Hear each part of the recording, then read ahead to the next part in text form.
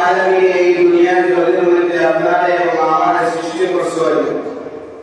তার ইবাদত করার লাগিয়া তার শুকরিয়া করার লাগিয়া গোলামি করার লাগিয়া আর এই ইবাদত করিয়া সবচেয়ে আফজল ইবাদত হয়ে থাকলো নামাজ এর লাগি রব্বুল আলামিন কোরআন কারীমের মধ্যে একবার না দুইবার না ৮১ বার নামাজের কথা বলেছেন আকিমুস সালাহ নামাজ কায়েম করো নামাজ কায়েম করো বিশ্বনবী মুহাম্মদুর রাসূলুল্লাহ সাল্লাল্লাহু আলাইহি ওয়াসাল্লাম ফরমান as-salatu imaduddin নামাজ হলো দ্বীনের গুড়ি আর বাদাউল্লাহ যে নামাজ পড়িব সে যে আমার দ্বীনকে কায়েম করব আমার দ্বীনকে প্রতিষ্ঠা করব আর যে নামাজ ছাড়িব ওমান তারাকা ফাকাদ হাদামা দ্বীন যে নামাজ ছাড়িব সে যে আমার দ্বীনের বিরোধিতা করব আমার দ্বীনকে ধ্বংস করব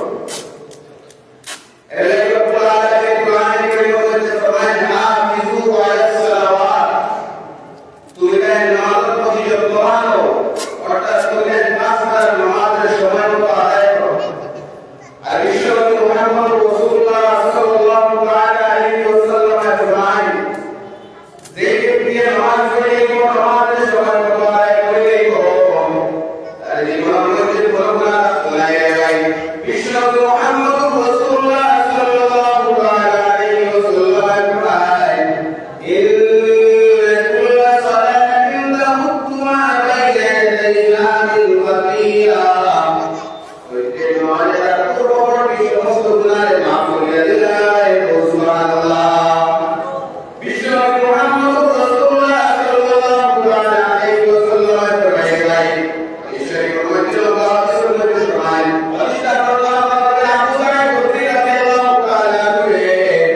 বিশ্বনবী ফরমান করে একটা মানুষ যদি একটা ঢাকার মধ্যে দাঁড় করে আর কাজ করে বিলাল বাইরে করতে বলে আর